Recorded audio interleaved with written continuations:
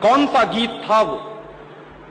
हिंदुस्तान में ब्रिटेन के लोगों के समर्थक बहुत बड़ी संख्या में रहे, और ना सिर्फ ब्रिटेन के समर्थक रहे बल्कि अंग्रेजों के तलवे चाटने वाले घराने इस देश में रहे।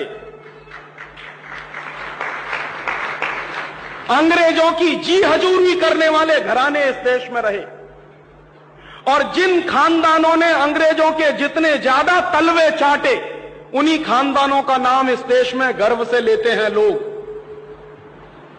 जो अंग्रेजों के सबसे ज्यादा पिट्ठू बनकर रहे, जो अंग्रेजों के चरणों में साष्टांग बिछ जाते थे, ऐसे ही लोगों को इस देश के इतिहास में पढ़ाया जाता है।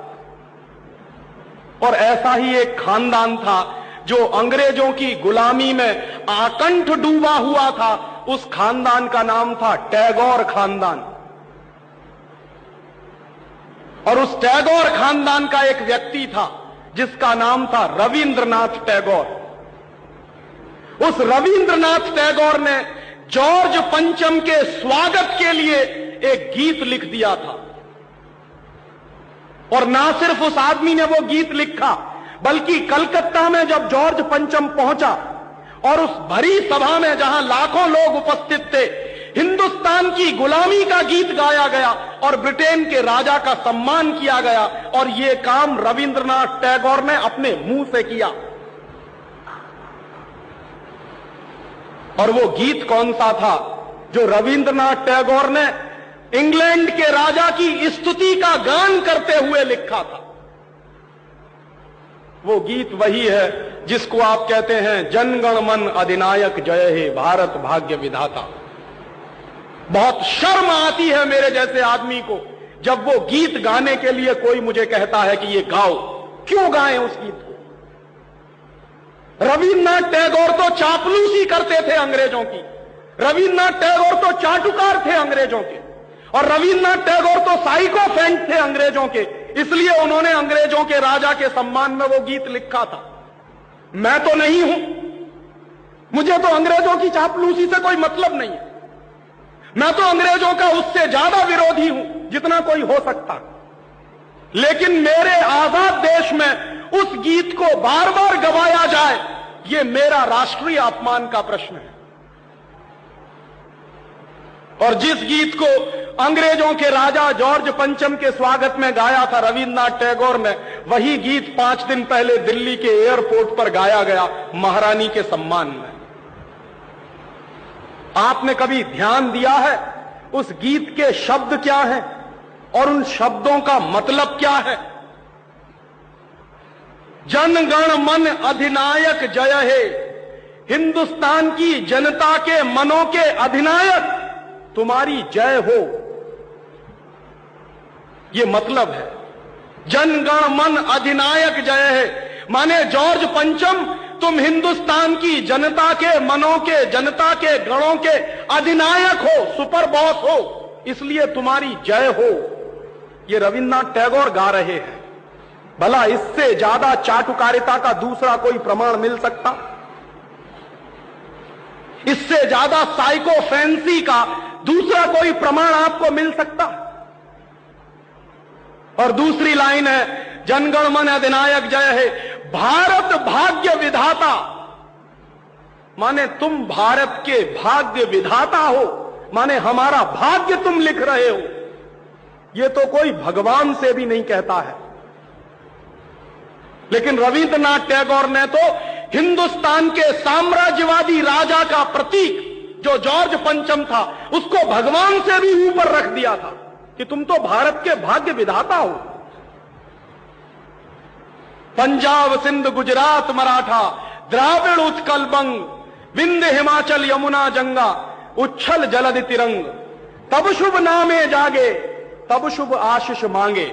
माने पंजाब सिंध गुजरात मराठा द्राविड़ उत्कल बंग, ये सारा हिंदुस्तानी इलाका तुम्हारे लिए आशीष मांग रहा है, तब शुभ आशीष मांगे।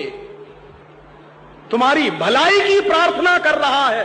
ये पूरा हिंदुस्तान जो अंग्रेजों की गुलामी में सिसक रहा था, उसको रविन्द्रनाथ टैगोर लिख रहे हैं कि ये सारा का सारा हिंदुस्तान तुम्हारे लिए आशीष मांग रहा है। तब शुभ आशीष मांगे, और वो सारी की सारी आशीष हम तुमको दे रहे हैं अपनी तरफ से। और अंत में जनगण मंगलदायक जय हे भारत भाग्य विधाता, वही भारत के भाग्य विधाता तुम्हारा मंगल हो, तुम्हारा कल्याण हो। माने जो हमको गुलाम बनाने के लिए आए हैं, उनकी चाटुकारिता में कोई आदमी कितना बिक सकता है, इसका यह निकृष्ट नमूना है। और अंत में वो कह रहे हैं कि जय हे जय हे जय हे, माने तुम्हारी ही जय है, तुम्हारी ही जय है, तुम्हारी ही जय है। ऐसा गुलामी का प्रतीक गीत ये गुलामी के दिनों में गाया गया एक ऐसे हिंदुस्तानी की तरफ से जिसको शायद आप बड़े श्रद्धा की नजर से देखते हैं। और ये गीत जब गा दिया था उन्होंने और चरणों में बिछ गए थे रविंद्रनाथ टैगोर, तब अंग्रेजों ने उनको नोबेल प्राइज दिलवा दिया था पुरस्कार के रूप में। रविंद्रनाथ टैगोर को ऐसे ही नोबेल प्राइज नहीं मिला था।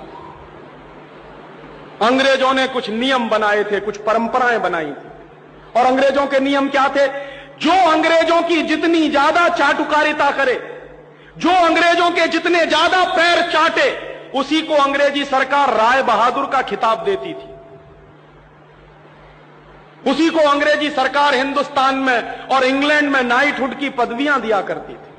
ऐसे ही लोगों को अंग्रेजों की तरफ से इनाम मिलते थे, क्योंकि वो अंग्रेजों के चरण चाटते थे और हिंदुस्तान को गालियां देते थे।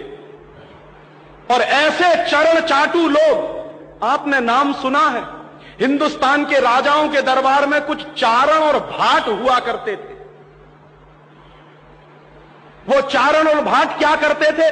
राजा चाहे जितना गंदा हो, चाहे जितना बदमाश हो, चाहे जितना लफंगा हो, लुच्चा हो, वो चारण और भाट हमेशा राजा की प्रशंसा ही करते थे। बदले में राजा उनको कुछ इनाम बांटता था। ऐसे चारण भाटों का खानदान है ये टैगोर खानदान, जिन्होंने ये गीत लिखा है। और मेरा अंदर से रोम रोम कांप जाता है जब कोई मुझे कहता है कि राजीव भाई जनगणमन गाइए। क्यों गाएं? हिंदुस्तान का गीत नहीं है जनगणमन अधिनायक जय। हिंदुस्तान का गीत तो वंदे मातरम रहा है।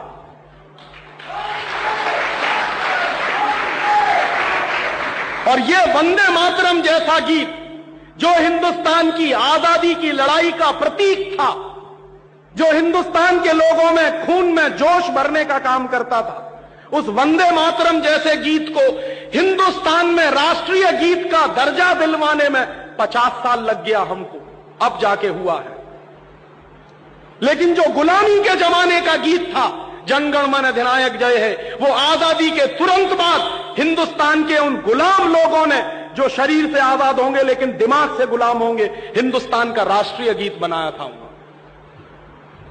और आप में से बहुत कम लोग जानते होंगे कि कांग्रेस के 2 अधिवेशन हुए थे, जिन दोनों अधिवेशनों में यह फैसला हुआ था सर्वसम्मति से कि हिंदुस्तान की आजादी के बाद जनगणमन हमारा राष्ट्रीय गीत नहीं रहेगा।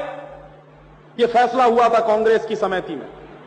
लेकिन उन्हीं कांग्रेस के लुच्चे नेताओं ने आजादी के बाद उसी को अपने देश का राष्ट्रीय गीत घोषित करवा दिया। इससे ज्यादा शर्म की दूसरी बात कोई हो नहीं सकती। और वो गीत जिस तरह से गाया गया था जॉर्ज पंचम की अगुवाई करने के लिए, जॉर्ज पंचम का स्वागत करने के लिए कलकत्ता में लाखों लोगों के बीच में, वही गीत अब फिर गाया गया है महारानी के सम्मान में उस दिन दिल्ली के